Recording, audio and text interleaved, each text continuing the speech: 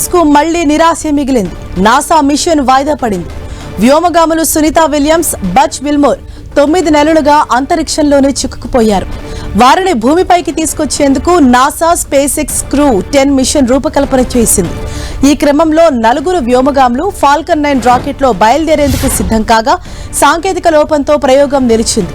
Hydraulic సిస్టంలో సమస్య ఉత్పన్నం కావడంతో ఈ నిర్ణయం తీసుకున్నామని నాసా పేర్కొంది. బోయింగ్ కంపెనీ రూపొందించిన స్టార్ లైనర్ అనే వ్యోమనౌకలో 2024 జూన్లో సునీత విలియమ్స్, విల్మోర్ అంతర్జాతీయ అంతరిక్ష కేంద్రానికి వెళ్లారు. ప్రయాణికులను ఇంటర్నేషనల్ స్పేస్ సెంటర్ కు తీసుకెళ్లేలా రూపొందించిన మొదటి స్పేస్ క్రాఫ్ట్ ఇది.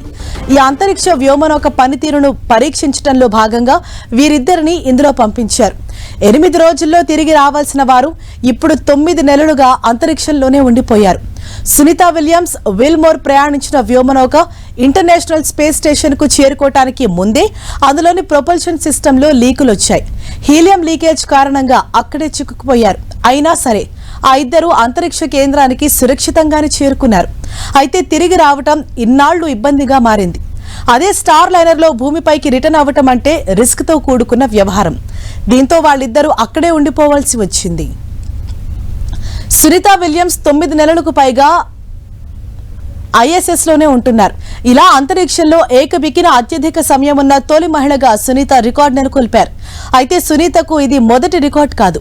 2006, 2007లో తన మొదటి స్పేస్ వాక్ సమయంలో ఆమె అంతరిక్షంలో 29 గంటల 17 నిమిషాల పాటు గడిపి ఇప్పటి వరకు అంతరిక్షంలో ఎక్కువసేపు స్పేస్ వాక్ చేసిన మహిళగా రికార్డు సృష్టించారు.